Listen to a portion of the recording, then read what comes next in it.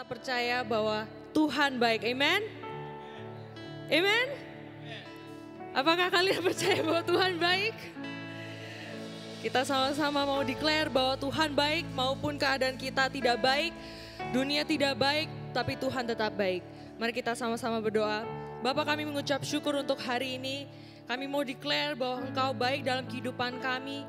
Engkau baik kapanpun Tuhan, selama-lamanya Tuhan. Biar setiap dari kami yang hadir hari ini Tuhan, kami menyembah-Mu, kami datang dengan sukacita, kami datang dengan hati yang siap untuk memuliakan Engkau Tuhan. Hanya di dalam nama Tuhan Yesus kami berdoa. Amen. Mari kita berikan yang terbaik untuk Tuhan kita yang ajaib, yang sungguh dahsyat. Amen.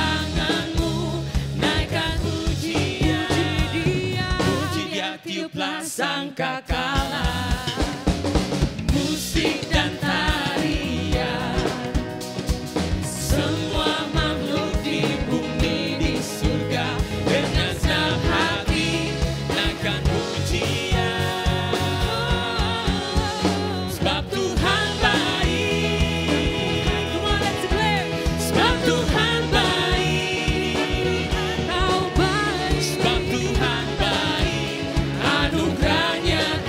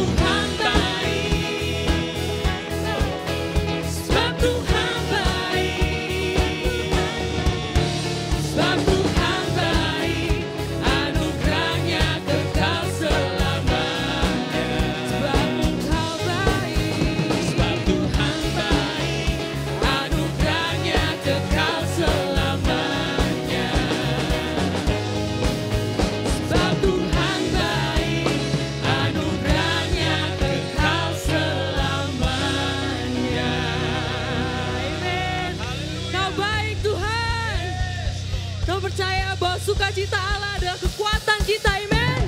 Bukan sukacita kita, tapi sukacita Allah. Biarlah sukacita dia menjadi kekuatan kita hari ini, amen. Bapak Ibu Saudara mungkin boleh goyang sedikit, menari-nari untuk Tuhan, amen.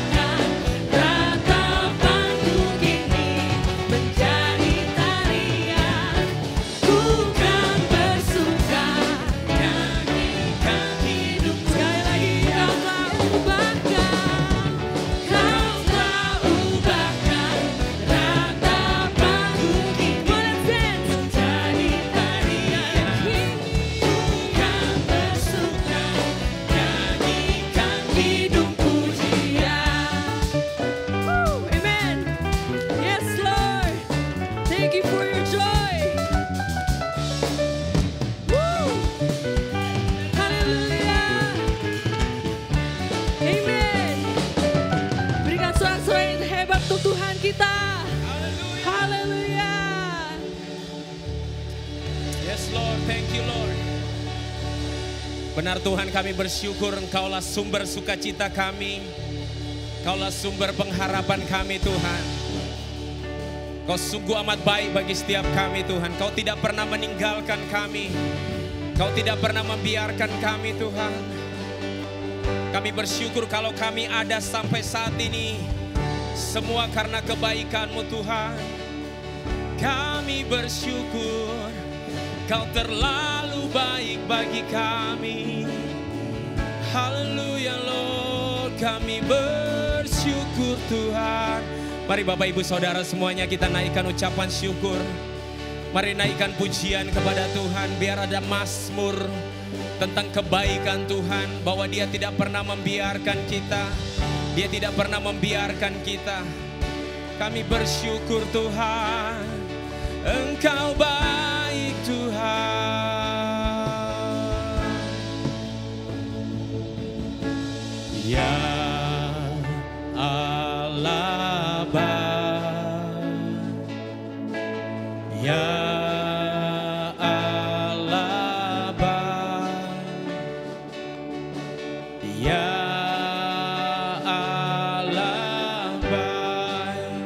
Allah baik bagiku. Ya Allah baik, ya. Apapun keadaan saudara saat ini, mari nyanyikan Allah baik. Declare, we declare Lord, you are good Lord, ya Allah baik, Allah baik bagi, ya Allah baik, ya Allah baik, ya Allah baik. Amin, Allah baik, amin.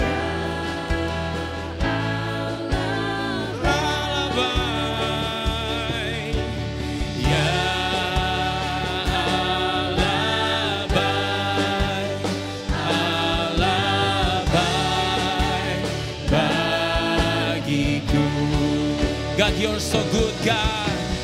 God, you're so good. God, you're so good.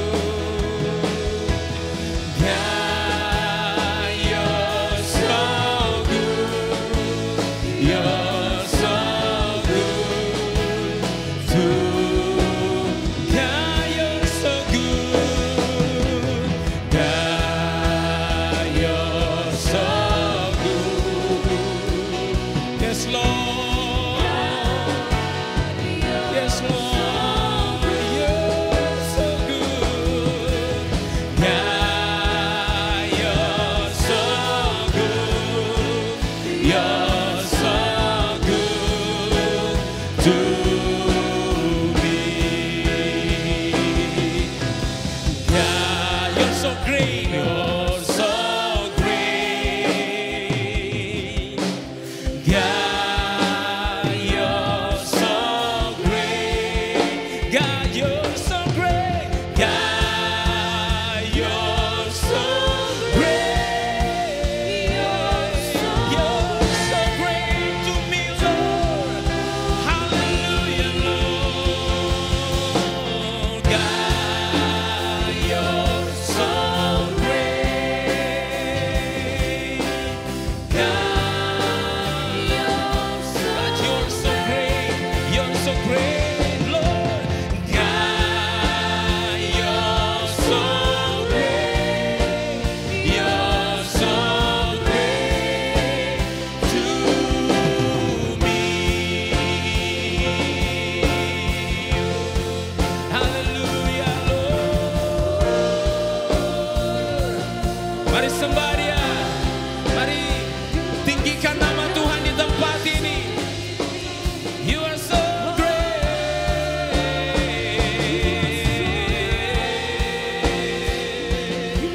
You are so great. Hallelujah, Lord. You are so great, Lord. You are so great. Hallelujah, Lord.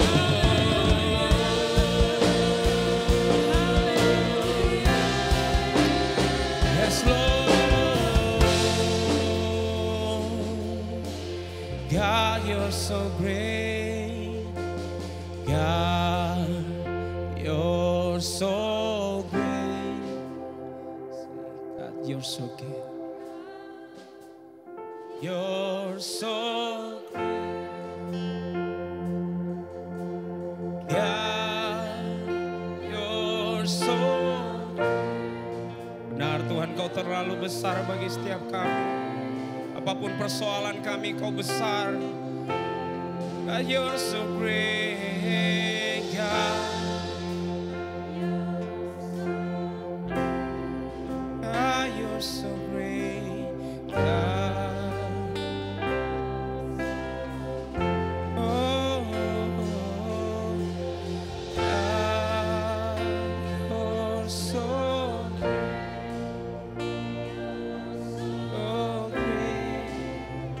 to me.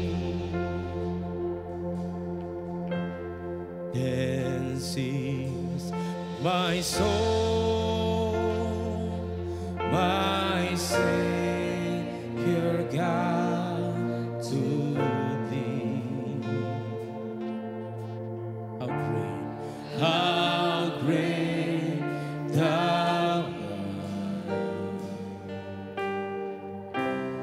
how great thou art. Then sing my soul, my Savior God, to thee. How great thou art,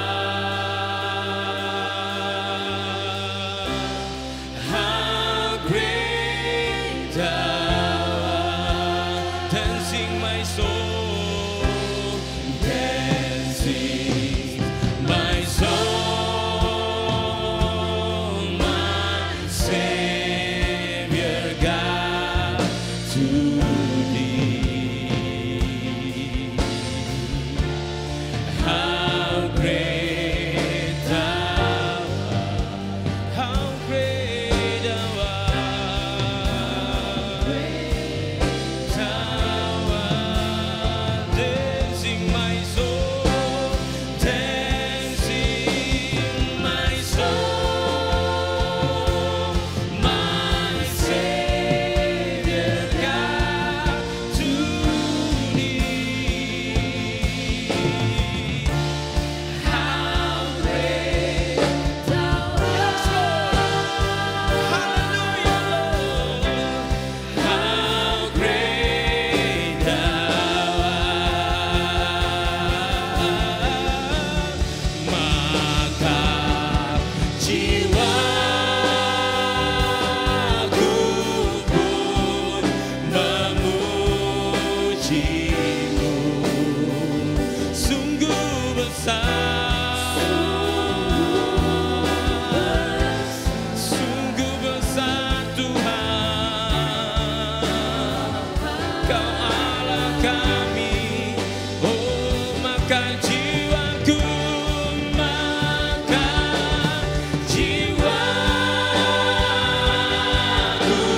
pun memujimu,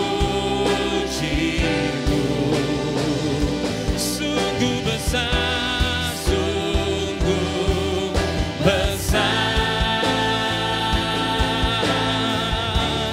Kau Allahku,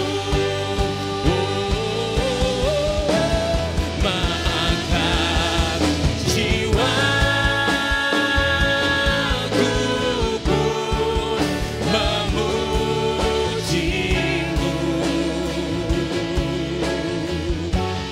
sungguh besar Kau Allahku. Maka jiwaku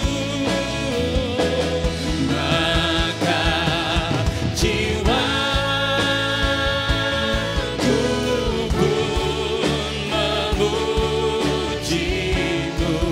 sungguh besar, sungguh besar.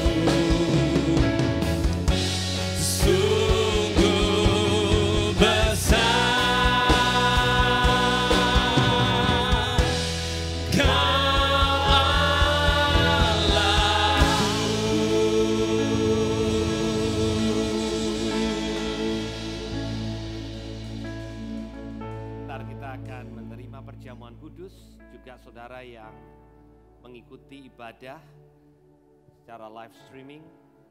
Saatnya kita mempersiapkan elemen perjamuan kudus. Saya ingin membacakan satu ayat firman Tuhan dari Ibrani pasal yang ke-13 ayat yang ke-6. Dikatakan, sebab itu dengan yakin kita dapat berkata, Tuhan adalah penolongku. Aku tidak akan takut. Apakah yang dapat dilakukan manusia terhadap aku? Satu ayat sebelumnya berbicara tentang Tuhan tidak pernah sekali-kali meninggalkan kita dan sekali-kali Tuhan tidak pernah membiarkan kita. Alasan kenapa kita dengan yakin dapat berkata bahwa Tuhan itu penolong kita, karena Dia berjanji tidak pernah meninggalkan dan membiarkan kita. Keadaan saudara bisa seakan-akan menunjukkan bahwa sepertinya Tuhan meninggalkan saya. Tapi ada janji kebenaran firman Tuhan yang mengatakan sekali-kali Dia tidak akan lakukan itu. Sekali-kali Dia tidak akan biarkan saudara. Dan pada waktu kita menerima perjamuan kudus, kita diteguhkan bahwa penyertaannya sempurna atas kehidupan kita. Mari kita angkat roti ini. Terima kasih Tuhan untuk tubuh yang dipecahkan buat kami. Kami sadar bahwa kami berharga di mata-Mu. Dan Tuhan, dan kami tahu bahwa kebenarannya kami tidak pernah sekejap pun ditinggalkan, dibiarkan. Pertolongan kami itu nyata. Kami yakin bisa mengatakan Tuhan adalah penolong kami. Kami tidak akan takut apa yang dapat manusia lakukan kepada kami. Terima kasih Tuhan, kami makan mengakui tubuh yang dipecahkan buat kami. Di dalam nama Tuhan Yesus, mari kita makan bersama-sama.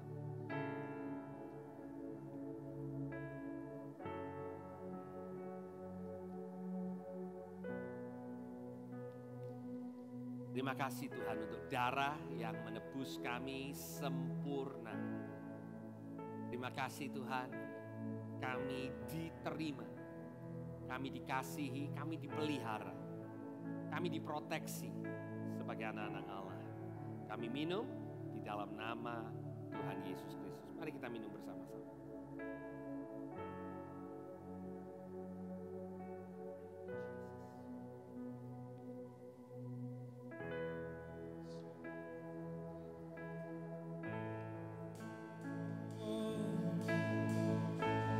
Maka jiwa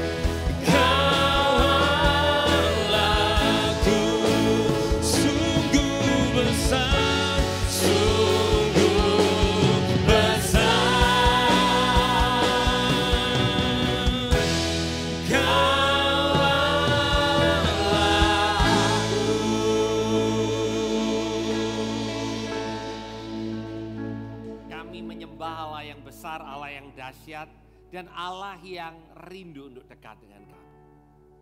Biar pada siang hari ini Tuhan, pada waktu kami datang kepada Engkau, kami sungguh-sungguh boleh merasakan Bapa yang begitu mengasihi kami, menerima kami, mengajar kami, menuntun kami.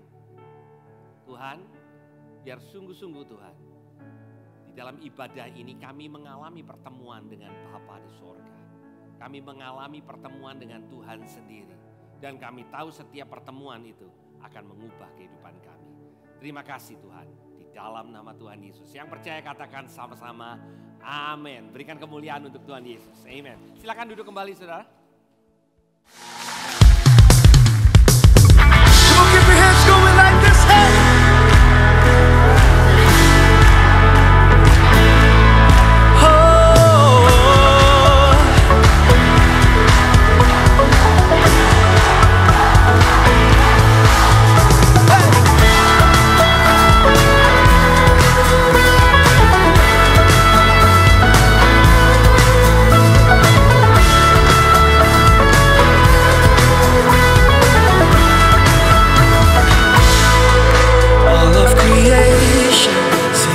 one, declaring the coming of the light.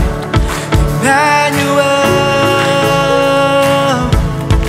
our God is with us. All that is lost now will be found. For unto us a child is born, mighty God. Oh, Jesus is for us. Sing a new song to our God, for in Him we have overcome. Praise the anthem of our love. Hallelujah, hope has come.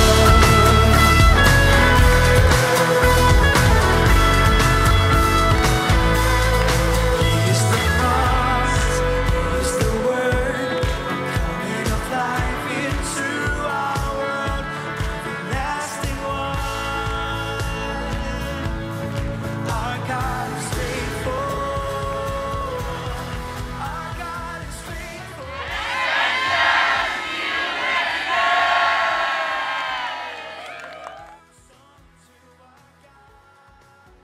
Ya, video itu katanya see you next year. Suara kami habis kayaknya di situ karena habis teriak-teriak minta timnya dimenangkan. Bapak Ibu sekalian, lain kali kalau kita punya retreat kami mengundang yang belum sempat kemarin, kami sebagian besar dari kita di tanggal 1 dan tanggal 2 retreat jemaat di Trawas. Dan sesi-sesi akan di-upload ke YouTube kita, meskipun hanya suara saja, tapi akan di-upload ke YouTube Every Nation Surabaya. Silakan kunjungi per besok hari. Selamat datang di Every Nation Surabaya. Kita ada untuk menghormati Allah dengan mendirikan gereja dan pelayanan kampus yang berpusat pada Kristus, diberdayakan oleh Roh Kudus dan bertanggung jawab secara sosial di setiap bangsa. Bagi Bapak Ibu yang pertama kali hadir di tempat ini, selamat datang di Every Nation Surabaya. Dan Every Nation Surabaya adalah bagian dari keluarga rohani global. Dan sebagai keluarga rohani global, pada tanggal 5 sampai 7 Oktober akan ada Go Conference. Mari kita saksikan videonya.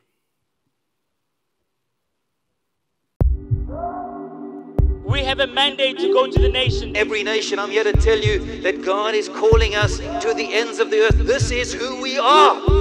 The mission is to go to every nation and reach every nation with the gospel.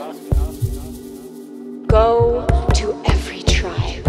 Go to every nation. Go to every campus. We are trusting God for miracles in your life, on our campuses, in our nations, to the outermost corners of the world. God is not finished with us yet, and there is more to come. There are campuses waiting for us to open up our mouth, preach the word. Green says go, yellow says press the accelerator. And when it's red, it means close your eyes. Anyhow you can go.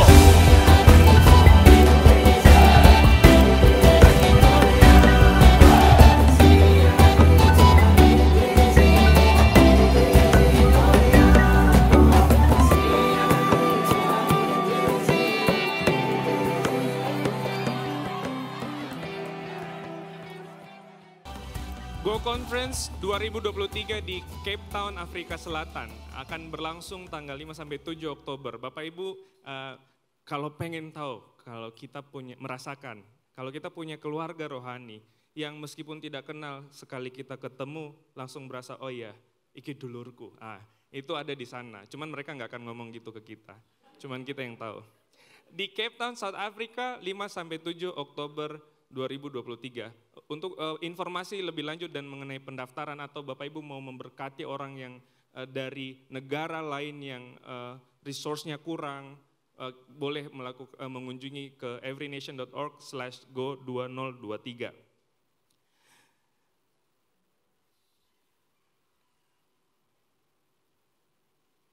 Bulan Juni ini tanggal 20 sampai 24. Tidak henti-hentinya kami mengingatkan kita semua mengenai Vacation Bible School. Mana suaranya guru-guru IN Kids? Wow. Kita menganggap penting masa depan. generasi masa depan. Dan VBS kita adalah tempat di mana para pelajar atau anak-anak dari usia 5 sampai 14 tahun mereka berada di tempat ini, mereka diajarkan mengenai Alkitab, ya. Mereka tidak pergi ke sekolah mereka, tapi mereka ke sekolah Alkitab singkat di tempat ini selama liburan, dan akan ada pelajaran-pelajaran dan aktivitas-aktivitas yang menolong mereka mengerti firman Tuhan dan penerapannya di level usia mereka. Kami mendorong kalau Bapak Ibu sudah mendaftarkan anak-anak, daftarkan juga teman-temannya. Makin rame, makin seru. Katanya begitu. Pendaftaran mulai bulan Juni ini adalah 300.000 per orang. Untuk informasi yang lebih lanjut, untuk pertanyaan-pertanyaan mengenai detail acara, silakan tanyakan di booth VBS di lounge setelah ibadah selesai. Tanggal 9 Juni 2023 pukul 7 malam kita akan kembali di tempat ini dalam encounter, di mana kita bersama-sama berdoa. Kita khususkan untuk berdoa dan menikmati hadirat Tuhan bersama, memuji dan memuliakan namanya. Silakan datang pukul 7 malam kita mulai untuk berdoa. Biasanya kami yang youth, kami makan bareng sore-sorenya. Jadi kalau mau diikuti boleh, ngajak youth-nya juga kami sangat senang. Dan setelah ibadah kita, ibadah kedua ini akan ada segmen setelah firman, yaitu di mana kita sebut sebagai Q&A, di mana firman Tuhan Alkitab adalah sesuatu yang terbuka untuk siapa saja boleh men-challenge, menantang, karena sudah 2000 tahun dan sampai selama-lamanya tidak akan terpatahkan. Kebenaran Allah adalah kebenaran yang tidak tergoncangkan. Tetapi bagaimana tulisan-tulisan yang ancient ini, yang dari 2000 tahun yang lalu sampai ribuan tahun sebelumnya ditulis, bagaimana kita menerapkan kebenaran firman Tuhan ini dalam hidup kita sehari-hari? Ada pertanyaan-pertanyaan yang keluar dari kita yang dapat kita tanyakan selama segmen Q&A ini, setelah ibadah ini, setelah firman Tuhan. Dan akan ada QR di mana kalau Bapak Ibu mencoba QR-nya akan menuju nomor WhatsApp untuk memberikan pertanyaan-pertanyaan khususnya mengenai series yang kita bahas kali ini. Dan kita akan memberikan persembahan kepada Tuhan, kita memberikan dengan sukacita, dengan mentalitas kita sebagai keluarga. Kita punya Bapa yang memelihara kita, yang memberikan yang terbaik untuk kita. Tidak ada alasan karena kita takut terkutuk makanya kita memberi, tapi karena kita sudah diberkati. Mari kita berdoa. Bapa, kami ucap syukur Tuhan untuk pemberian-Mu yang luar biasa dalam hidup kami, pemeliharaanmu, bahkan di masa-masa sulit Engkau tidak pernah sekali-kali meninggalkan kami Tuhan. Dan Engkau memberikan Kristus yang adalah pemberian yang sempurna, tanda bahwa Engkau tidak menahan sedikit pun berkat-Mu kepada kami Tuhan, supaya kami berlimpah-limpah dan menjadi berkat untuk orang lain. Kami siap memberi Tuhan, mengetahui Engkau Bapa kami yang baik. Di dalam nama Yesus kami siap memberi. Amin. Selamat memberi, Tuhan Yesus memberkati.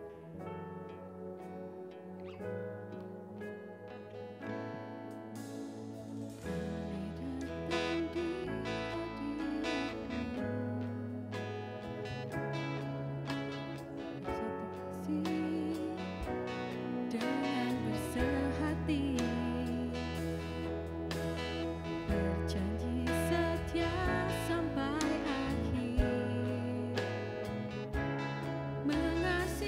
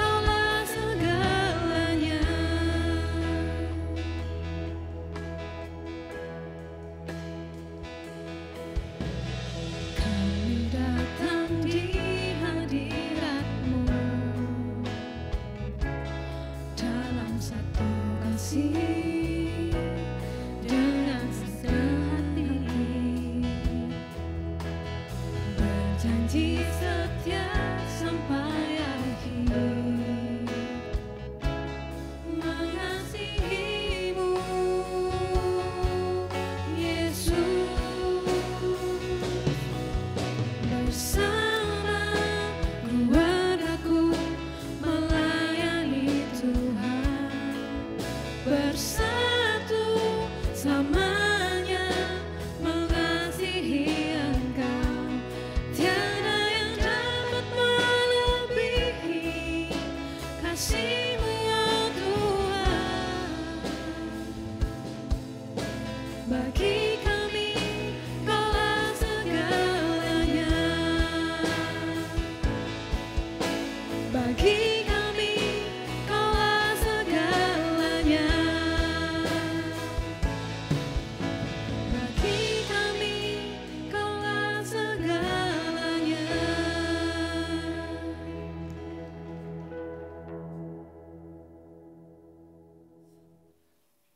Selamat siang Bapak Ibu Saudara sekalian.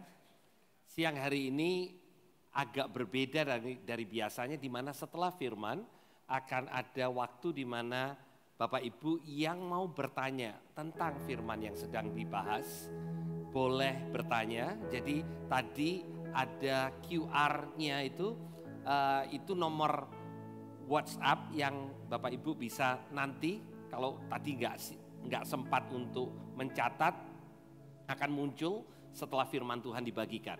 Selama 3 minggu ke depan kita masuk dalam seri tentang keluarga, As for me and my house. Aku dan seisi rumahku, ya. Bapak Ibu, kita sering mendengar frase ini, aku dan seisi rumahku. Itu dari Yosua pasal 24 ayat yang ke-15. Yosua berbicara kepada bangsa Israel di akhir pemerintahannya, ya. Dan dia katakan, dia men-challenge, dia mendorong orang-orang atau keluarga-keluarga di Israel pada waktu itu yang sudah masuk ke tanah perjanjian, yang menikmati kebaikan Tuhan. Dia katakan, tetapi aku dan seisi rumahku, kami akan beribadah kepada Tuhan. Terjemahan bahasa Inggrisnya mengatakan, we will serve the Lord. Kami akan melayani Tuhan. Adalah rencana Tuhan di dalam kehidupan kita sebagai keluarga, bukan hanya sebagai pribadi, sebagai keluarga untuk bersama-sama melayani Tuhan. Awal penciptaan dimulai dari Tuhan menciptakan laki-laki dan perempuan yang membentuk keluarga. Diawali dengan keluarga. Keluarga begitu penting. Ya, dan hari ini kita akan belajar dari satu keluarga yang dipanggil oleh Tuhan bukan karena mereka sangat-sangat luar biasa pada awalnya. Tetapi karena kebaikan Tuhan, maka Tuhan memanggil Abraham. Ya, dan kita akan melihat begitu banyak kemiripan antara Abraham dengan kita. Dengan kata lain, kalau kita dipanggil Tuhan bukan karena kita luar biasa, tetapi Tuhan yang luar biasa memanggil kita yang jauh dari luar biasa untuk diubahkan menjadi luar biasa sehingga kita bisa jadi berkat buat orang lain. Nah, saudara, kalau kita mau bicara tentang keluarga, maka dimulai dengan awal sebelum manusia jatuh dalam dosa. Tuhan menciptakan manusia yang pertama di Taman Eden dan kemudian Tuhan memberikan perintah. Dan perintah ini diberikan kepada keluarga, bukan kepada pribadi. Mari kita membaca, dikatakan maka Allah menciptakan manusia itu menurut gambarnya. Menurut gambar Allah diciptakanlah laki-laki dan perempuan diciptakannya mereka. Ayat 27 ini dengan jelas membuat kita sebagai orang percaya melihat bahwa ciptaan Allah itu cuma 2 gender, 2 jenis kelamin, saudara. Ya, laki-laki perempuan. Hari-hari ini bahkan ini diributin, saudara. Beberapa waktu yang lalu saya membaca satu artikel di mana ada seorang anak usia 11 tahun di sekolahnya di Amerika pakai t-shirt. T-shirtnya tulisannya there are only 2 genders. Hanya ada 2 jenis kelamin. Dia dipanggil oleh kepala sekolah, dianggap tidak menghormati teman-teman di sekolahnya. Dan itu bisa menyinggung perasaan teman-teman di sekolahnya. Karena hari-hari ini katanya untuk jadi toleran kita harus menghargai bahwa sebenarnya bukan hanya dua gender yang ada. Ya, Alkitab mengatakan hanya ada laki-laki dan perempuan dan tidak ada yang di tengah-tengahnya. Ada amin, saudara. Ya. Saya berharap gereja Tuhan kita tidak bergeser dari kebenaran. Bapak Ibu, kalau kita mau tahu semua doktrin, major doktrin dalam Alkitab itu saudara akan temukan di kitab Kejadian. Ya, doktrin tentang jenis kelamin, ya, cuman ada laki-laki dan perempuan. Tuhan hanya menciptakan 2, bukan 3, bukan 4, bukan 18, bukan yang ada di tengah-tengahnya itu. Ya, itu adalah karena manusia tidak bisa menerima apa yang Tuhan berikan dalam kehidupan mereka. Oke, kita lanjut. Ya, Allah memberkati mereka, laki-laki dan perempuan ini. Ya, lalu Allah berfirman kepada mereka, beranak cucu, bertambah banyak, penuhi bumi dan taklukkan itu. Berkuasalah ikan-ikan di laut, burung-burung di udara, dan di atas segala binatang yang merayap di bumi. Tuhan mengatakan laki-laki dan perempuan itu adalah gambar Allah. The image of God. Ya. Nah, kalau kita melihat anak kecil, kadang dengan cara jalannya, dengan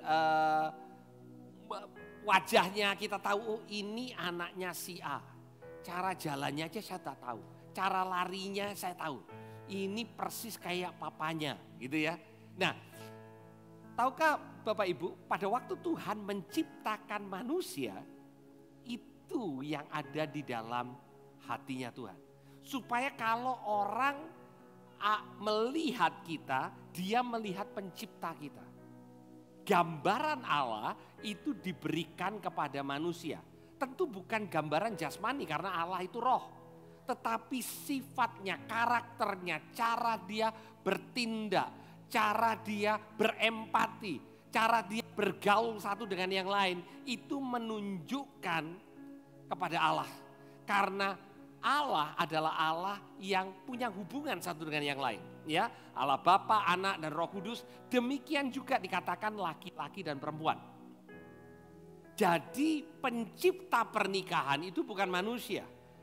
Manusia tidak come up dengan ide yang mengatakan yuk kita berumah tangga yuk gitu. No. Bahkan Tuhan mengatakan pada waktu Adam sedang tidur. Jadi dia sedang tidak memikirkan tentang pernikahan, Tuhan mengambil salah satu tulang rusuknya dan dibentuklah wanita dan dibawa kembali kepada Adam. Jadi ide keluarga itu datangnya dari Tuhan. Setiap kali Tuhan punya ide besar, kita perhatikan selalu iblis berusaha untuk merusak ide itu. Termasuk keluarga. Kenapa banyak keluarga yang berpisah antara suami dan istri? Kalau saudara lihat, di mana Tuhan mau memakai sesuatu sebagai contoh, sebagai pola, di sana iblis berusaha keras untuk menghancurkan pola itu. Dan salah satu pola yang Tuhan mau kita sungguh-sungguh tunjukkan bahwa Tuhan itu mengasihi dunia ini lewat keluarga. Dan itu yang dihancurkan oleh iblis.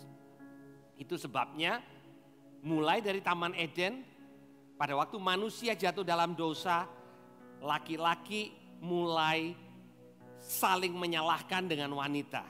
Pada waktu Tuhan bertanya kepada Adam, apakah engkau makan dari buah pohon yang aku larang? Jawaban Adam adalah bukan makan atau tidak makan, perempuan yang kau tempatkan. Artinya yang salah perempuannya. Yang kedua yang salah Tuhan yang buat perempuan ini. Ini produk defect Tuhan. Jadi mulai laki menyalahkan perempuan, perempuan menyalahkan laki. Mereka punya anak yang kakak mulai cemburu dengan si adik dan yang kakak membunuh adik. Pembunuhan pertama di Alkitab dicatat di antara keluarga. Dengan kata lain, apa yang tadinya Tuhan rancangkan menjadi institusi yang akan membawa kemuliaan Tuhan, yang mencerminkan kemuliaan Tuhan dihancurkan. Sehingga kita nggak bisa lagi mengatakan, keluarga ini gambaran tentang Tuhan. Tapi Tuhan mau memulihkan itu, saudara. Tuhan mau memulihkan itu.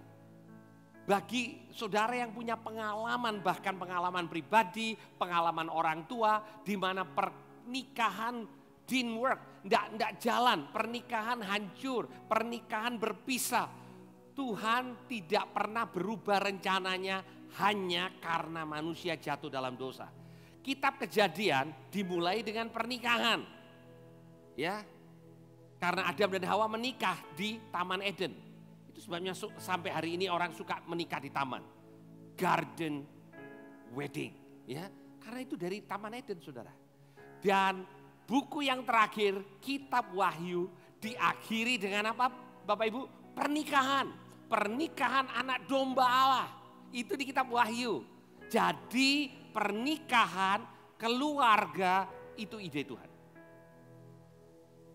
Pertanyaannya, kenapa kok Abraham menjadi penting pada waktu kita mau belajar tentang keluarga dari kacamata apa yang Tuhan mau lakukan buat keluarga kita. Karena Galatia pasal yang ketiga ayat 29 berbicara tentang kita bagian daripada keluarga Abraham. Mungkin sudah katakan, saya bukan orang Yahudi, Pak. Tidak ada darah Yahudinya sama sekali. Alkitab mengatakan tidak seperti itu. Di Galatia 3 ayat 29 dikatakan, jikalau kamu adalah milik Kristus, kamu itu keturunan Abraham. Jadi saudara dan saya adalah keturunan Abraham dan berhak menerima janji Allah. Janji apa sih yang dikatakan oleh Galatia 3 ayat 29? Mari kita lihat di Kejadian pasal 12. Pada waktu itu Abraham bersama dengan Terah, papanya, tinggal di satu tempat yang namanya Ur Kasdim. Ur itu kotanya, Kasdim itu daerahnya. Daerah yang sangat develop pada zaman itu, sangat beradab. Ya. Dikatakan, berfirmanlah Tuhan kepada Abram, pergilah dari negerimu, dari sanak saudaramu, dari rumah bapamu, ke negeri yang akan kutunjukkan kepadamu. Aku akan membuat engkau menjadi bangsa yang besar dan memberkati engkau serta membuat namamu masyhur. Masyhur itu jadi terkenal. Dan kata dan itu sebenarnya di dalam terjemahan bahasa Inggrisnya dan terjemahan aslinya bukan dan tetapi supaya. Jadi begini kira-kira ya. Kamu akan jadi bangsa yang besar, kamu akan diberkati, namamu akan masyhur supaya engkau menjadi berkat. Jadi semua janji Tuhan ini diberikan kepada Abraham tujuannya supaya dia jadi berkat. Aku akan memberkati orang yang memberkati engkau dan mengutuk orang yang mengutuk engkau, dan olehmu kembali semua kaum, semua keluarga di muka bumi ini mendapat berkat. Jadi kalau kita lihat apa yang Tuhan janjikan kepada Abraham. Yang pertama, dia katakan begini, kamu akan kutunjukkan kemana kamu harus pergi. Dengan kata lain, kalau Abraham bisa nyampe ke Kanaan itu karena Tuhan yang pimpin. Kedua, aku akan membuat engkau jadi bangsa yang besar. Yang ketiga, aku akan memberkati engkau. Yang keempat, aku akan membuat namamu masyhur.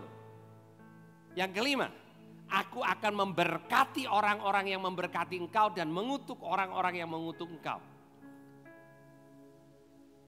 Dari perjanjian antara Abraham dan Tuhan, siapa yang menjadi tokoh utamanya? Bukan Abraham, saudara. Tuhan. Yang buat Abraham jadi besar siapa? Tuhan. Yang membuat Abraham jadi masyhur siapa? Tuhan. Yang memberkati siapa? Tuhan. Bahkan Tuhan berjanji bukan hanya Abraham. Sampai orang yang memberkati engkau, kata Tuhan, aku berkati. Orang yang ngutuki engkau, aku kutuki. Dengan kata lain, saudara, kalau kita ini keturunan Abraham yang menjadi pewaris janji, ini bagiannya kita. Bagian kita bukan ngutukin orang lain, saudara. Bagian kita cuman satu. Engkau akan jadi berkat. Bagian Tuhan melakukan semuanya ini tadi. Ini bagiannya Tuhan. Jadi Tuhan ingin bicara kepada gerejanya sebagai keturunan Abraham hari ini. Orang percaya, aku akan lakukan banyak perkara ini dalam hidupmu. Bagian engkau adalah kalau engkau menerima semua yang aku berikan kepadamu, tujuannya bukan supaya engkau happy. Banyak orang Kristen punya tujuan hidup yang salah. Banyak keluarga Kristen punya tujuan hidup yang salah. Kalau aku diberkati aku bisa happy. Salah nggak being happy? Nggak salah. Tapi itu bukan tujuannya. Tujuan kita diberkati, dibuat masyhur, dibuat besar, cuma satu. Tuhan bilang tujuan utamanya adalah supaya engkau jadi berkat. Adam dan Hawa gagal untuk jadi berkat. Dan Tuhan pakai setelah Menara Babel terjadi. Kejadian pasal 11. Di ayat Kejadian pasal yang ke-12 Tuhan ambil satu keluarga ini. Dan Tuhan katakan aku akan pakai Abraham dan seluruh rumahnya untuk jadi berkat. Pertanyaannya, kalau Tuhan mau lakukan ini dalam kehidupan Abraham, apa sih spesialnya Abraham?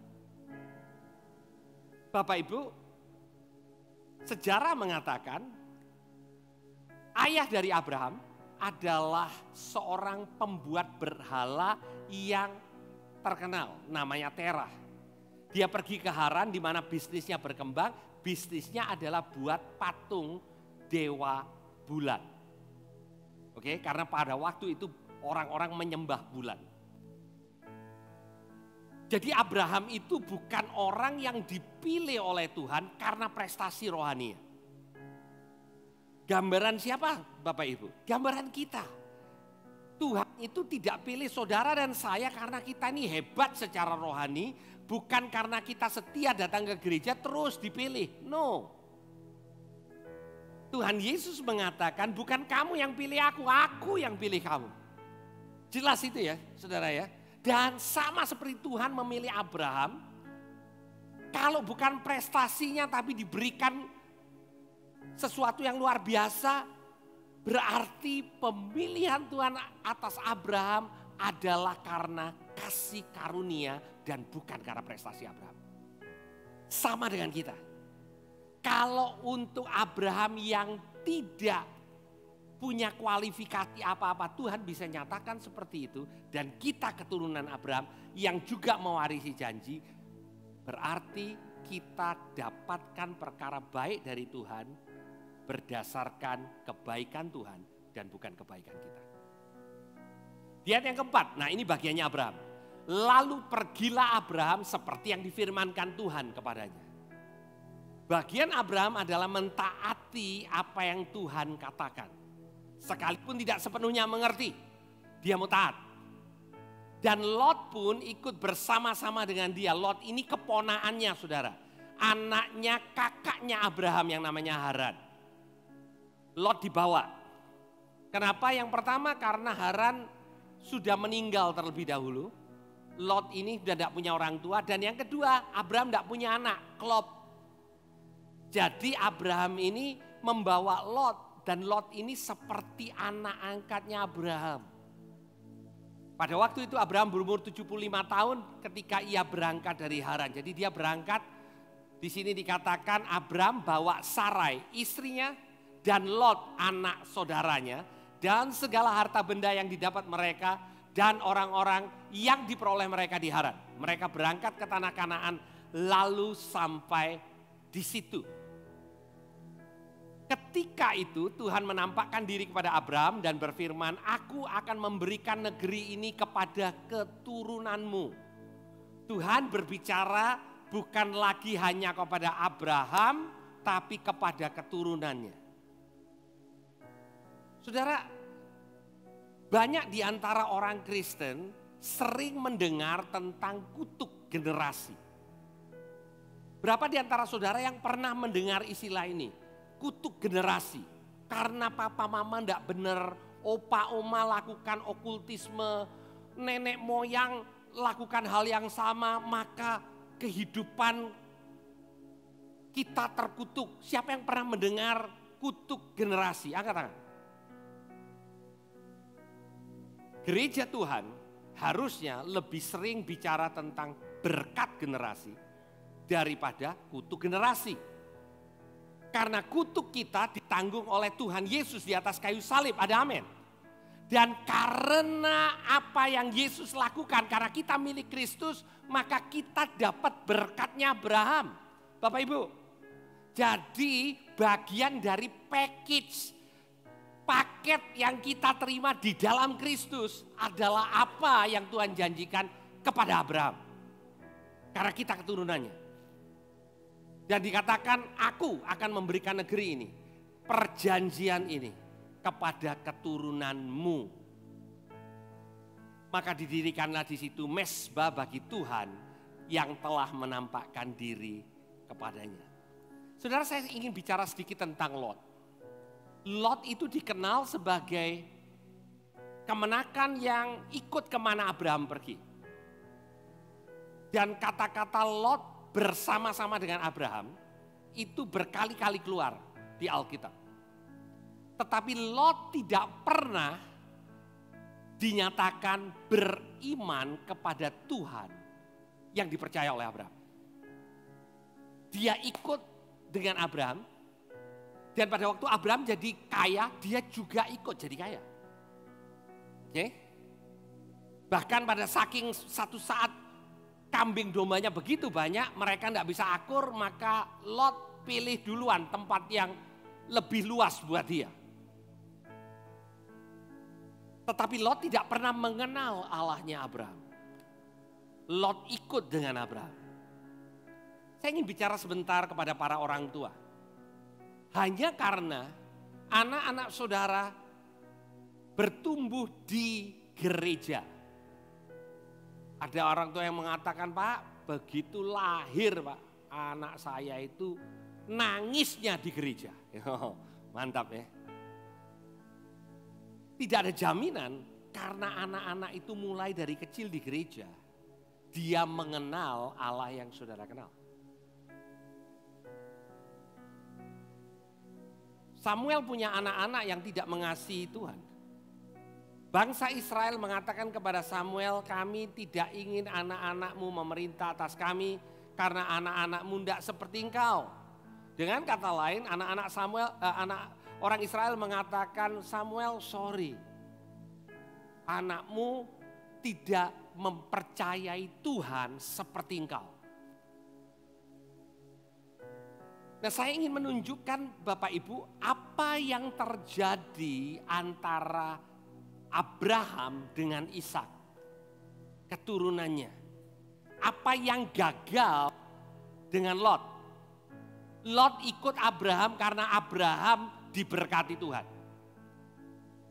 Ishak mengikuti Abraham dan Ishak mengikuti Tuhannya Abraham, Allahnya Abraham. Kejadian pasal 22. Pada saat itu Ishak sudah mulai bertumbuh remaja. Alkitab mengatakan anak itu. Kata anak itu adalah kata yang sama yang dipakai Alkitab pada waktu mendeskripsikan tentang Yusuf pada waktu dia dijual sebagai budak. Artinya Ishak pada waktu itu bukan anak kecil, tapi anak yang beranjak dewasa.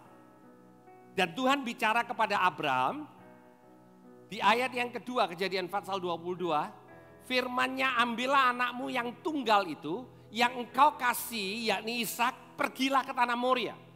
Persembahkan dia di sana sebagai korban bakaran pada salah satu gunung yang akan kukatakan kepadamu. Nah saudara, selama ini Abraham berjalan bersama dengan Tuhan. Ada waktu dia mentaati Tuhan, ada waktu dia gagal. Pada waktu dia keluar dari Ur Kasdim, dia tahu dia mandul. Itu sebabnya dia bawa Lot. Siapa tahu bisa diangkat jadi anak. Kira-kira seperti itu. Lot akhirnya jalan sendiri. Dia berpikir cara yang lain. Siapa tahu Ismail bisa jadi anak. Akhirnya dapat Ishak. Dan dia katakan, nah akhirnya dapat. Dan Tuhan menguji Abraham dan mengatakan, gimana kalau Ishak yang diambil? Ya. Dan Tuhan mengatakan, persembahkan dia. Ayat yang kelima dikatakan, kata Abraham kepada kedua bujangnya. Hari itu Abraham sungguh-sungguh saya percaya stres berat. Dia bicara sama bujangnya, dia katakan gini, tinggal kamu di sini dengan keledai ini, aku beserta anak ini akan pergi ke sana, pergi ke Gunung Moria. Dan kami akan sembahyang, kami akan beribadah. Sesudah itu kami kembali kepadamu. Kali ini Abraham serius. Dia akan pergi dan dia tahu karena Tuhan mengatakan kamu akan korbankan Ishak. Kitab Ibrani mengatakan Abraham percaya bahwa Allah sanggup membangkitkan bahkan Ishak dari kematian. Dari sisi Abraham. Pertanyaannya adalah bagaimana Ishak? Ishak ini bukan anak kecil. Kalau dia masih anak TK itu lebih muda. Bapaknya mengatakan ayo nak jalan-jalan ke atas. Pokoknya pemandangannya luar biasa. Ini bukan anak kecil. Di ayat yang ke-6 dikatakan lalu Abraham mengambil kayu untuk korban bakaran. Dan memikulkannya ke atas bahu Ishak anaknya. Sedang di tangannya dibawa api dan pisau. Demikianlah keduanya berjalan bersama-sama. Saya ingin saudara lihat. Keduanya berjalan bersama-sama. Di ayat yang ke-7 dikatakan lalu berkatalah Ishak kepada Abraham ayahnya. Bapak, sautnya ya anakku. Bertanyalah ia, di sini sudah ada api dan kayu. Tetapi di mana anak domba untuk korban bakaran itu? Saut Abraham. Allah yang akan menyediakan anak domba untuk korban bakaran baginya anakku. Demikianlah perhatikan baik-baik. Keduanya berjalan bersama-sama. Keduanya berjalan bersama-sama. Kita tahu ceritanya pada waktu mereka sampai ke atas bukit itu. Ishak tahu korbannya itu dia. Ishak bukan anak kecil lagi. Dan kalau dia tidak mewarisi iman Abraham, iman kepada Tuhan, maka itu kesempatan untuk dia lari, saudara. Kalau dia bilang, aku gak mau naik ke atas mezbah ini. Emangnya Abraham bisa apa?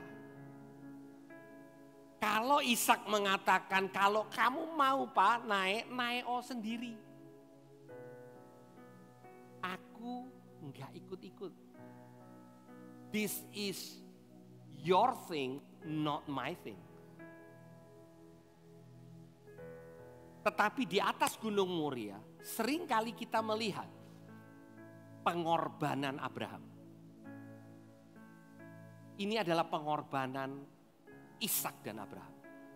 Karena Ishak dan Abraham punya iman yang sama kepada Tuhan. Kalau Tuhan memakai contoh Abraham sebagai bapak orang beriman, maka dia menurunkan imannya kepada Ishak. Bukan kepada Lot. Lot ikut Abraham karena benefitnya. Ishak tangkap iman yang ada dalam kehidupan papanya. Gereja Tuhan. Sejarah gereja mencatat begitu banyak kegerakan selesai di generasi founder. Setelah itu lenyap karena generasi berikutnya tidak tangkap apinya. Mungkin tangkap tata cara ibadahnya, tapi nggak tangkap apinya. Nggak tangkap hati Tuhannya. Dan Tuhan memberikan kepada Abraham janji, tapi sekaligus perintah. Dari keluarga Abraham perlu turun Ishak yang mengasihi Tuhan. Dan akhirnya turun kepada Yakub yang mengasihi Tuhan. Akhirnya turun kepada Yusuf yang mengasihi Tuhan. Ini adalah pola yang Tuhan mau lihat terjadi di antara anak-anaknya yang disebut hari ini gereja Tuhan. Are we perfect? No. Saudara tidak perlu perfect karena Abraham jauh dari perfect. Abraham itu bohong, saudara. Satu kali dia ada di Mesir, karena kurang imannya dia merasa di Kanaan ini tidak ada makanan, dia pergi ke Mesir. Dia mulai melenceng dikit. Terus kemudian Firaun mulai suka dengan Sarah. Ya, kabar tentang Sarah ini menyebar, Firaun suka. Terus kemudian Abraham mengatakan kepada Sarah, demi engkau dan demi aku bohong. Kira-kira begitu ya. Dan pada waktu ditanya oleh Firaun, dia mengaku ini saudara. Karena dia takut kepada Firaun. Kalau saudara dalam posisi seperti itu, mungkin saudara tidak berani bohong. Karena saudara takut bukan dipukul sama Firaun, tapi dipukul sama yang sebelah. Saudara bisa bayangin gak? Bagaimana perasaan Sarah? Saya hanya menunjukkan ini dan 2 kali. Saudara, 2 kali Abraham mengulang ini. Bukan hanya sekali, 2 kali. Ya, itu tandanya Tuhan itu tidak nutupin bahwa Abraham ini punya banyak kelemahan. And yet, Tuhan pakai Abraham untuk jadi contoh buat kita bahwa Tuhan bisa pakai orang yang punya kelemahan seperti Abraham untuk jadi berkat. Dan akhirnya lewat Abraham, janjinya adalah lewat keturunanmu semua kaum, semua keluarga di muka bumi ini akan diberkati. Dan pada waktu Tuhan berbicara hal itu, di benak Tuhan ada saudara dan saya. Keturunan Abraham secara rohani yang oleh karenanya Tuhan akan menyatakan bahwa Tuhan mau memakai keluarga-keluarga kita untuk jadi berkat buat keluarga-keluarga yang lain. Ada harapan untuk anak-anak kita, ada harapan untuk keluarga kita. Keluarga kita tidak sempurna, keluarga kita bisa kadang ups and down. Tapi mari kita percaya Tuhan punya rencana buat keluarga kita. Dan Tuhan memulai dengan memanggil satu keluarga yang namanya Abraham. Yang punya kelemahan tapi Tuhan bisa pakai untuk jadi berkat.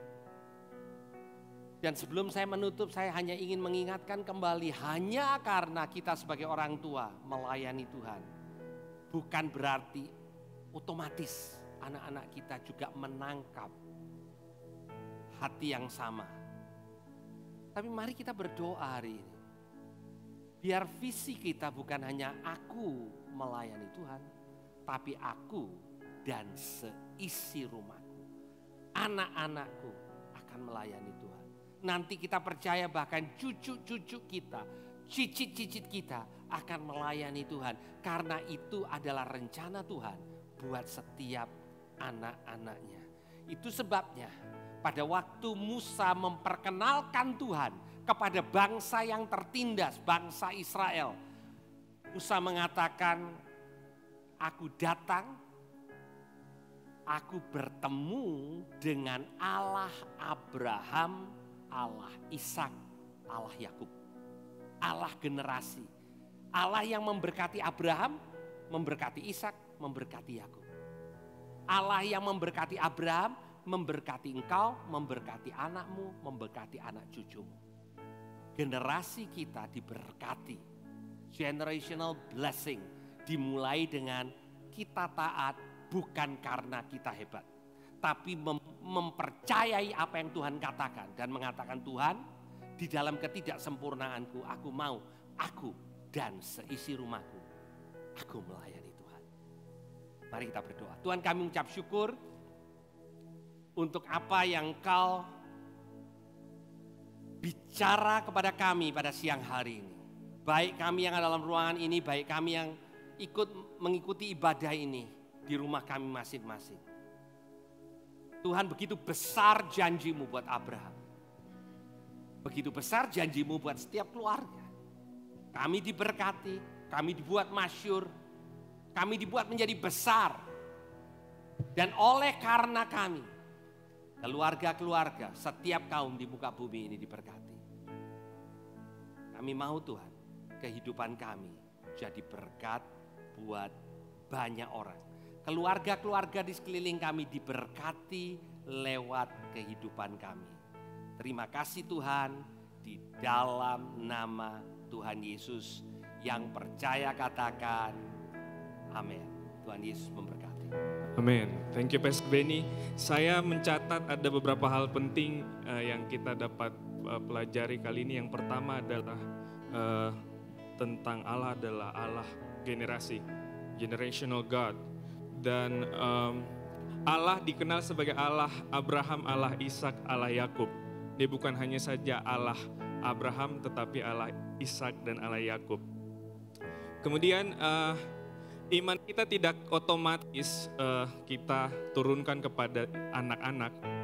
Tetapi seperti yang tadi Pastor Benny bilang, iman Abraham kemudian diturunkan kepada Ishak ketika Ishak pertama-tama berjalan dan melihat papanya dan melihat secara jasmani papanya banyak kekurangan, tetapi juga dia melihat bahwa Allah dari papanya itu adalah Allah yang layak untuk dipercaya, sehingga Ishak dan Abraham berjalan bersama-sama dalam iman. Dan peran kita sebagai orang tua adalah untuk bersama-sama dengan anak-anak kita. Bukan kita memaksa mereka mengikuti kita, tetapi kita bersama-sama dengan anak-anak mengikuti Kristus. Saya mau mengundang Bu Ratna untuk join bersama dengan Pastor Benny di depan. Dan saya minta ada ditayangkan QR untuk kita yang mau bertanya. Saya mau perkenalkan caranya, sangat mudah. Kita buka di WhatsApp kita, lalu Pastor Benny dan Bu Ratna boleh duduk. Kita boleh buka di WhatsApp, lalu di halaman paling depan ada kanan bawah, ada seperti new message warna, ada tombol hijau, kemudian di kanan atas ada seperti QR, itu saja yang dipakai untuk diarahkan ke layar. Kalau ada pertanyaan langsung saya bacakan di depan.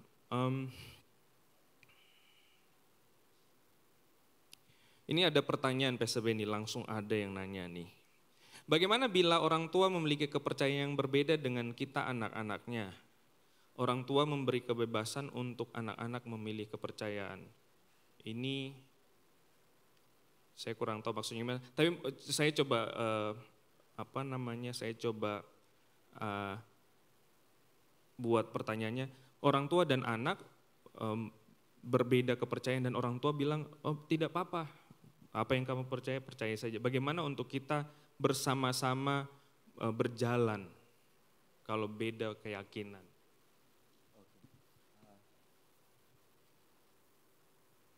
Oke.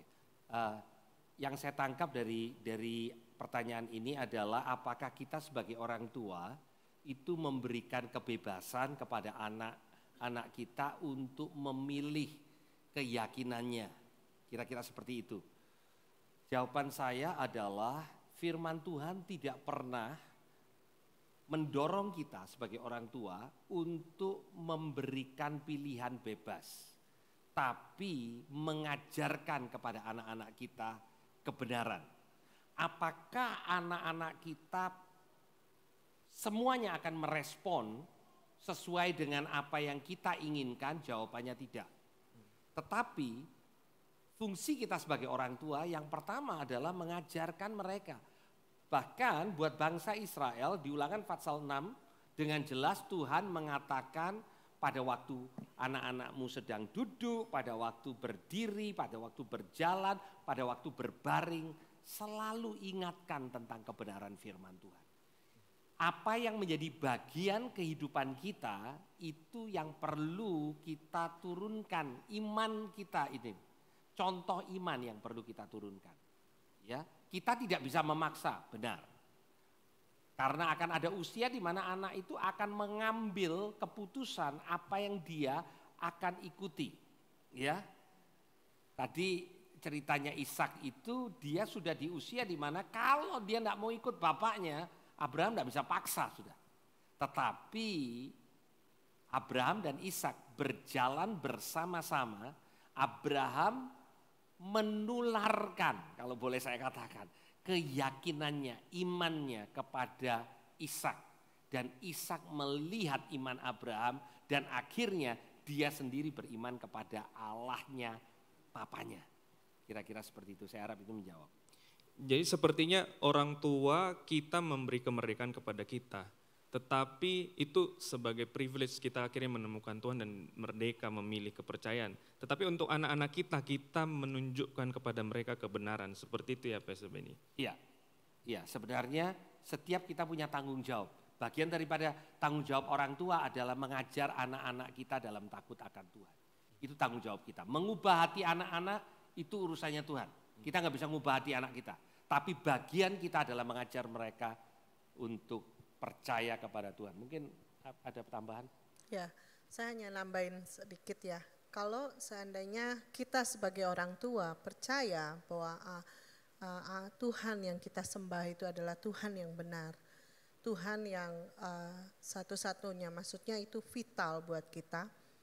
Itu pentingnya kalau saya sebagai orang tua, yang pertama adalah penting sekali untuk anak-anak itu sejak kecil kita ajarkan. Seperti tadi Pastor Benny katakan bahwa akan ada usia tertentu di mana mereka sudah mulai mikir. Dan pengaruh teman-temannya dan apa yang mereka lihat itu juga membentuk mereka sehingga mereka boleh memilih. Apakah mereka ingin mengikuti iman kita atau tidak. Tapi sebaliknya kalau kita melihat bahwa ini adalah hal yang penting di dalam kehidupan kita, adalah iman kita di mana kita kehidupan kita yang sesungguhnya adalah semuanya ini adalah sumbernya adalah Tuhan.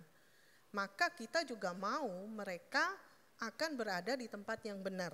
Contoh ya, kalau ini pilihan sesuatu, yang satu dia ke kanan di mana di ujung sana ada jurang, yang satu dia ke kiri dan dia berada di jalan yang benar. Tentu sebagai orang tua, kita tentu tidak bisa memaksa, akan ada titik di mana itu tidak bisa dipaksa, tapi kita akan berusaha, berdoa dan memastikan bahwa sejak mereka kecil kita menularkan iman kita. Kita mau pastikan bahwa mereka tidak memilih jalan yang dimana ujungnya itu mereka akan jatuh. Kita tahu di situ ada jurang. Yang kita mau pastikan mereka akan memilih jalan ini. Sekalipun tentu kita juga butuh hikmat.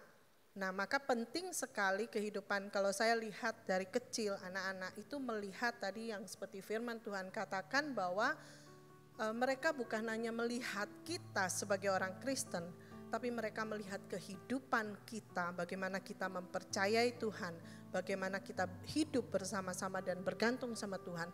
Itu yang ditularkan, itu yang diimpartasikan. Dan itu gak bisa hanya seperti kita ngomong, oke, jadi orang Kristen. No, kalau mereka tidak melihat contoh iman atau contoh kehidupan, itu lebih sulit buat anak-anak kita. Ini yang membuat kita percaya bahwa apa yang kita firman Tuhan katakan bahwa kita dan seisi rumah kita punya tanggung jawab di hadapan Tuhan untuk memastikan anak-anak kita ini berada di jalan yang benar sesuai dengan iman dan kepercayaan kita. Thank you. Ya, jadi akan ada waktu mereka sudah tidak dapat kita dikte, tetapi karena mereka melihat kita mendorong mereka untuk membuat keputusan iman yang benar. Seperti itu ya. Ini saya mau coba menggabungkan dua pertanyaan, tapi seperti jadi saya tanyakan begini. Bagaimana cara untuk mendidik khususnya teenagers yang sudah mulai memilih sendiri, itu untuk mereka dekat dengan Tuhan. Sementara contoh nyata yang tadi kayak Pastor Benny bilang, orang tuanya terbatas, sering terlihat tidak akur, seperti itu. Atau tidak ada kesepakatan dalam mendidik anak misal. Dan pertanyaan kedua adalah bagaimana supaya sebagai orang tua dalam mendidik anak atau menurunkan iman, ada kesepakatan di dalam sebagai pasangan. Itu ada dua pertanyaan yang terhubung. Oke. Yang pertama, bagaimana cara kita mendidik teenagers, menurunkan iman kita, sementara yang mereka lihat adalah sebagai orang tua kita mungkin tanpa sadar terlihat tidak akur di depan mereka. Ya, memang Alkitab mengatakan bagaimana dua orang bisa berjalan bersama-sama kecuali mereka sepakat. Dan ketidaksepakatan kita ini juga dilihat oleh anak-anak. Ada hal di mana memang kita tidak bisa sepakat untuk semua perkara, okay? Tetapi ada hal yang sifatnya mutlak absolut di mana kita perlu sepakat sebagai orang tua. Dengan mengatakan hal ini, ada orang tua single parents, ya, di mana ada anugerah Tuhan. Ada orang tua di mana cuma salah satu yang ikut Tuhan, ya. Dan Tuhan bisa bekerja lewat keadaan yang tidak kondusif seperti itu. Tapi saya berbicara secara umum sebagai orang tua Kristen, orang tua yang mempercayai Tuhan. Benar, tidak ada orang tua yang sempurna. Tetapi anak-anak perlu melihat contoh iman. Karena itu penting. Saya mendengar ada anak-anak yang mengatakan, pada waktu papa dulu ngalamin ini, saya lihat papa itu berlutut, pagi-pagi bangun berdoa berlutut. Itu sesuatu yang ditangkap oleh anak-anak. Sama seperti dia tangkap bagian ketidakrohanian kita. Ya, tiba-tiba marah gitu ya sama mamanya mungkin ya. Tapi apakah dia tangkap bagian yang lain? Bagian hubungan kita dengan Tuhan. Karena itu akan membekas dalam kehidupan anak-anak kita. Jadi kalau ditanya apakah perlu sepakat, saya katakan perlu. Kesepakatan itu punya kuasa, tapi enggak ideal. Tidak semua keluarga bisa sepakat seperti itu. Kalaupun tidak bisa, kalaupun salah satu pasangannya enggak mau sepakat bahkan pergi ke gereja. Yang satu mengatakan enggak apa-apa, Tuhan kan ada di mana-mana. Di ruang tamu saya juga ada Tuhan. Ada yang seperti itu gitu loh. Terus kemudian emangnya bisa dipaksa suami model gitu? Enggak bisa gitu ya. Tapi sebisa mungkin seorang ibu yang mengalami hal seperti itu minta anugerah Tuhan untuk anak-anaknya. Karena saya juga melihat ada contoh-contoh di mana anak-anak yang bertumbuh dalam keluarga yang nggak sempurna. Dan kita nanti akan belajar di minggu yang ketiga. Ibu yang mengubah kehidupan, tentu Tuhan yang mengubah. Tapi Tuhan pakai seorang ibu dan bukan seorang bapak untuk mengubah kehidupan anaknya. Atau vice versa, seorang bapak tapi ibunya nggak sungguh-sungguh, ya. Bapak itu bisa dipakai untuk mempengaruhi seisi rumahnya. Lebih baik lagi kalau suami dan istri bisa sepakat untuk mendidik anak-anak dalam takut akan Tuhan. Berat ada tambahan? Iya, jadi tadi selalu ada keadaan yang tidak sempurna ya dari kedua pasangan. Kalau kita memilih perfectnya gimana? Perfectnya adalah kita sepakat karena mereka akan lihat contoh yang sama. Tapi kalau itu tidak sepakat, selalu ada anugerah untuk kita bisa salah satu untuk mengatakan bahwa saya stand untuk tetap melakukan apa yang benar karena saya mengasihi anak-anak. Nah kadang-kadang ini mulai dari hubungan suami istri tadi waktu Pastor Benny bicara, saya juga keingat kalau kita biasanya suami istri biasanya sudah tidak bisa sepakat, tapi mereka sama-sama mengasihi anak-anak. Justru kita harus melihat kalau kita sungguh-sungguh mengasihi anak-anak, maka kita harus membangun hubungan ini. Ya sama seperti Pastor Benny selalu bilang bahwa karena saya mengasihi anak saya, maka saya sayang kepada mamanya. Gitu. Karena itu jalannya untuk kita memberikan contoh, jalannya untuk kita bisa. Karena pada waktu kita sepakat, pada waktu hubungan ini bagus, sebenarnya kita sedang memberkati anak-anak kita juga. Bukan, jadi fokusnya bukan, nah dia begini sih, yang satu bilang dia begini sih ya. Tapi mau nggak kita melepaskan ego kita dan mengatakan untuk anak-anak, saya harus membangun hubungan yang baik dan papanya harus mengasihi mamanya tentu harus melayani dan menghormati papanya, ada bagiannya. Dan ini kita akan melihat anak-anak yang bertumbuh sehat. Jadi memang itu bukan sesuatu yang gampang untuk dibicarakan, tapi ada bagian atau komitmen yang kita sebagai orang tua mau mengambil bagian untuk berubah demi anak-anak kita. Ya mungkin itu yang kalau keadaan tidak sempurna, enggak apa-apa. Saya percaya ada anugerah Tuhan dari salah satu. Tapi kalau bisa kita tetap bisa memperbaiki lagi, kita akan sama-sama mengambil bagian kita untuk anak-anak kita.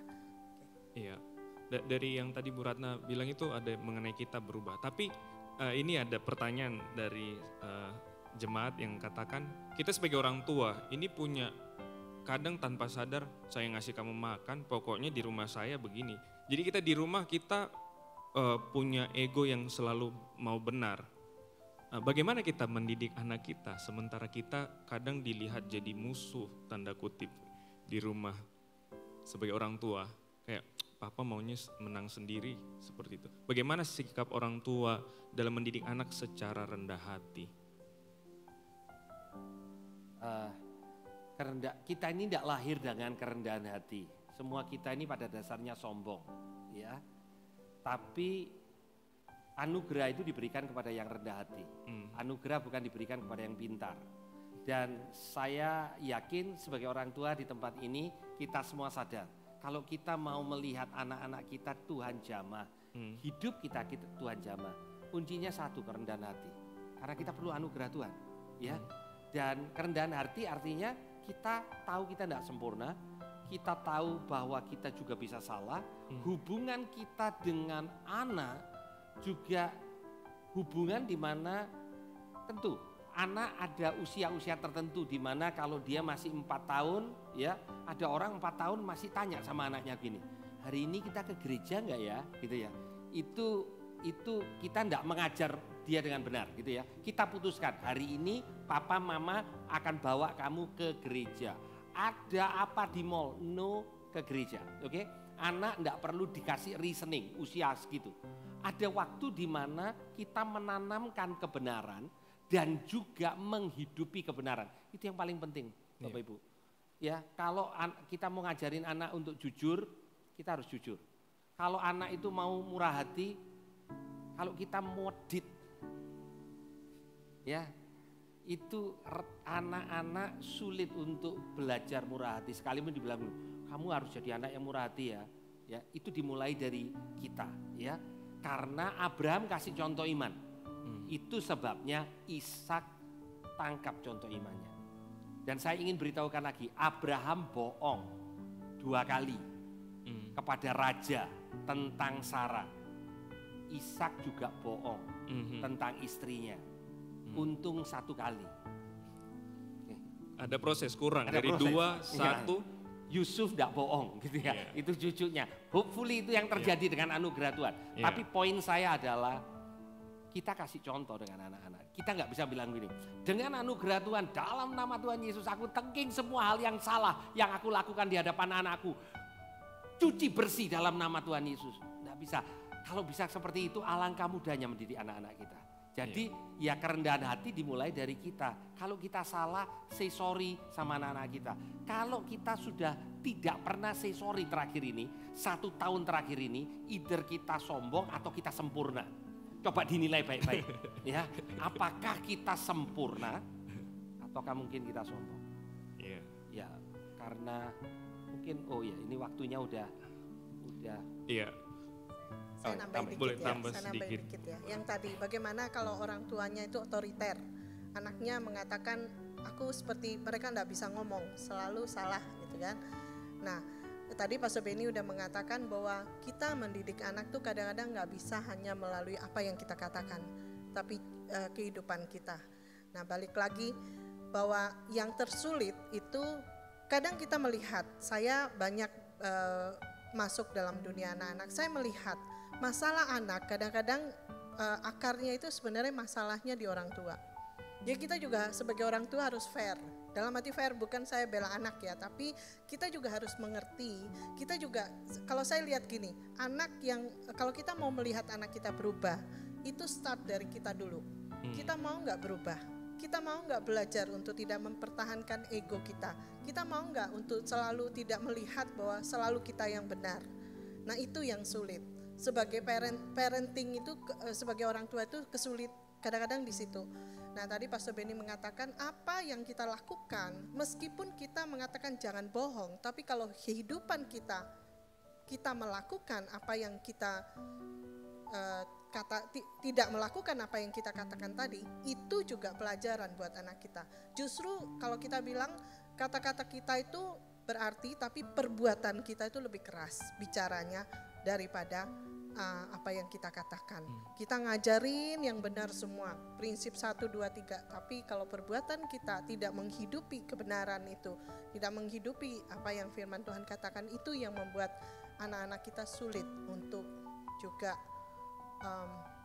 merasa fair untuk mereka. Ya, seperti itu.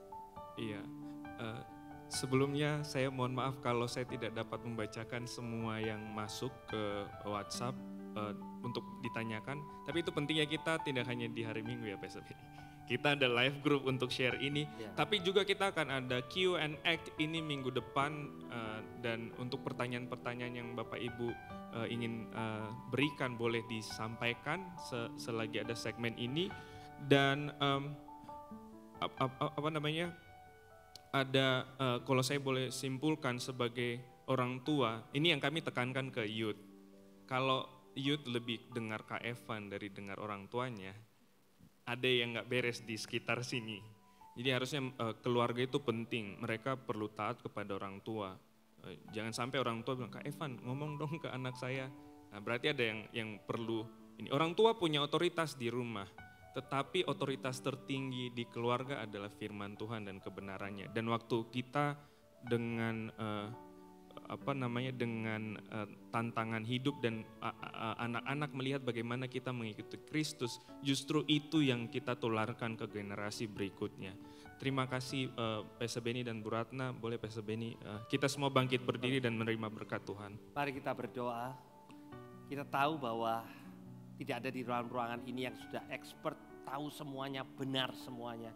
Kita butuh anugerah Tuhan. Dimulai dari kerendahan hati. Kita belajar sebagai orang tua. Dan kita mau berubah karena kita mengasihi Tuhan dan kita mengasihi anak-anak kita. Mereka lihat contoh kehidupan. Bapa dalam surga, hamba-Mu berdoa untuk setiap jemaat yang hadir. Berkati kami Tuhan, sama seperti Engkau memanggil Abraham untuk menjadi berkat. Keturunannya menjadi berkat. Satu keluarga ini Kau panggil Tuhan. Sehingga kami ada di tempat ini karena kami keturunan Abraham. Kami berdoa mulai dari bagian yang paling kecil di dalam keluarga kami. Tuhan, kami berdoa suami istri di dalam jemaat ini Tuhan. Biar kami boleh membangun dengan benar. Tuhan, kami boleh melihat kebenaran firman Tuhan sebagai standar. Tuhan, kami juga berdoa untuk anak-anak kami. Biar anak-anak kami boleh bertumbuh mengasihi Engkau. Tuhan, kami berdoa Tuhan. Kalau selama ini kami melakukan banyak kesalahan, banyak blunder dalam parenting kami tahu ada anugerah-Mu buat setiap kami.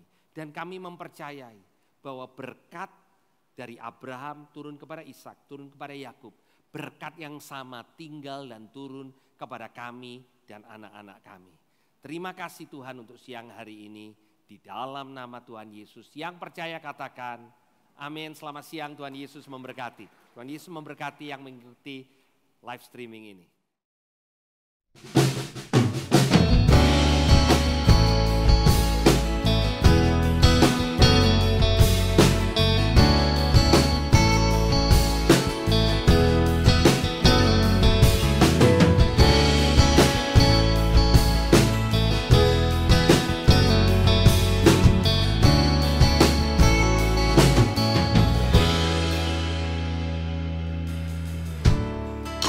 my weakest moments, in my darkest hour, you're the God who heals me. When I'm crying out for help, when my faith is shaken and I'm all struck down, you're the God who sees me. You're the God who saves.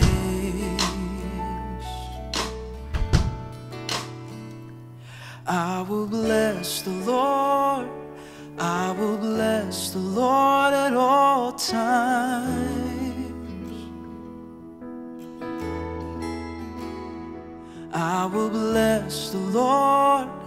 I will bless the Lord at all times.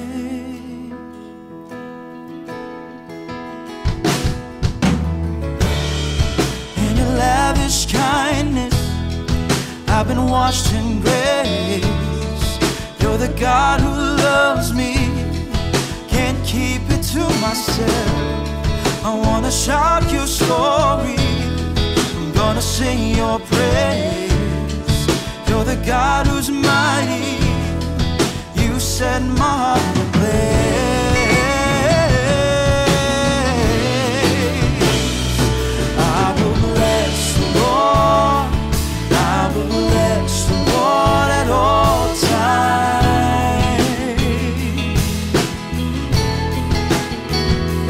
I will bless the Lord. I will bless the Lord at all times. Sing, we bless you, Lord. I will bless the Lord. I will bless the Lord at all times. I will bless the Lord. I will bless the Lord at all times.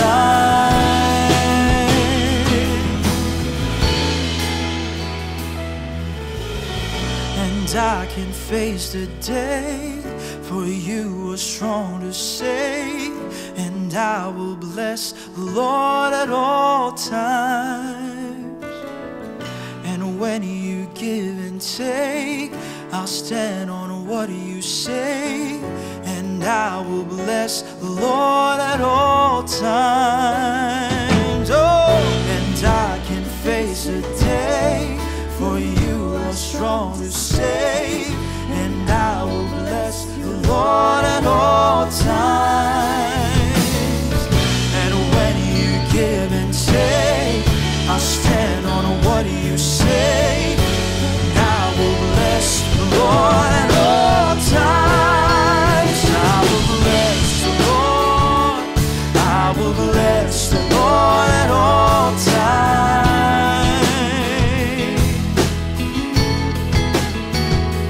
I will bless the Lord. I will bless the Lord at all times.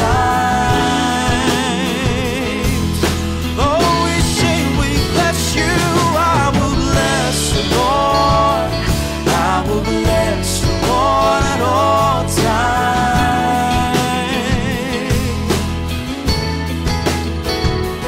I will bless the Lord. I will bless the Lord at all times. Oh, and I can face the day, for you are strong to save.